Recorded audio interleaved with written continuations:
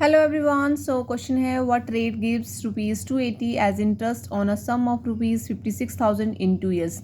तो जब भी आप इस तरह के क्वेश्चन करें, सबसे पहले आपको समझना होगा कि क्वेश्चन में पूछा क्या गया है, आपको निकालना क्या है और दिया क्या गया है।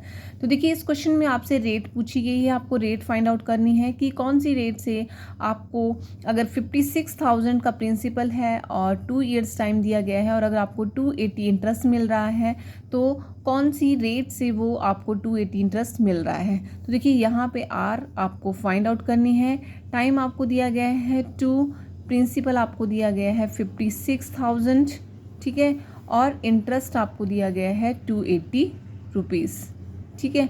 अब देखिए, यहाँ पे आपको पता है कि जब भी आप सिंपल इंटरेस्ट निकालते हो तो सिंपल इंटरेस्ट निकालने का क्या फॉर्मूला रहता है। तो सिंपल इंटरेस्ट कैसे निकाला जाता है, देखिए, सिंपल इंटरेस्ट का फॉर्मूला होता है P into R into T divided by 100, ठीक है। तो P आपका प्रिंसिपल हो गया, R हो गई रेट और T टाइम हो गया, ठीक है। डिवाइड में आपका 100 आ गया और सिंपल इंटरेस्ट इस तरह से निकाला जाता है। अब इस क्वेश्चन में अगर आप देखेंगे तो आपको आर फाइंड आउट करनी है और बाकी सारी चीज़ें आपको दी गई हैं, तो लगा लो यहाँ पे ये सारी वैल्यू इस फॉर्मूले में। तो सिंपल इंटरेस्ट कितना दिया गया है 280, इस तरफ लिख लीजिए, ये एसआई की जगह, एसआई मतलब आपका सिंपल इंटरेस्ट 280, और यहाँ पी आपको दिया गया है 56,000 इंटू आर आपको फाइंड आउट करनी है, टी आपको 2 दिया गया है और नीचे 100 आ गया।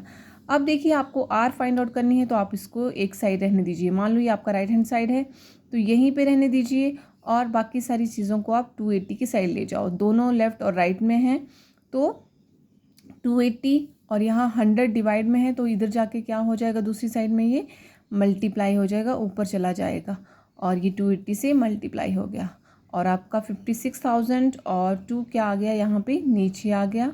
तो इस तरह से आपने इसको लिख देना है और आपकी आर जो है वो फाइंड आउट हो जाएगी।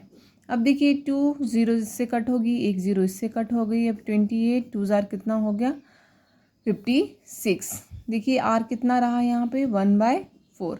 अब 1/4 को अगर हम चेंज करेंगे तो कितना आ रहा है 0.25। तो आर कितनी है 0.25%।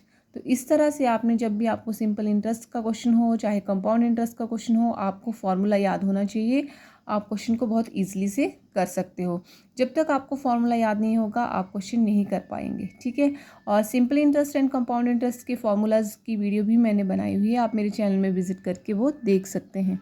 वीडियो अच्छी लगी हो तो लाइक करें, शेयर करें। Thank you.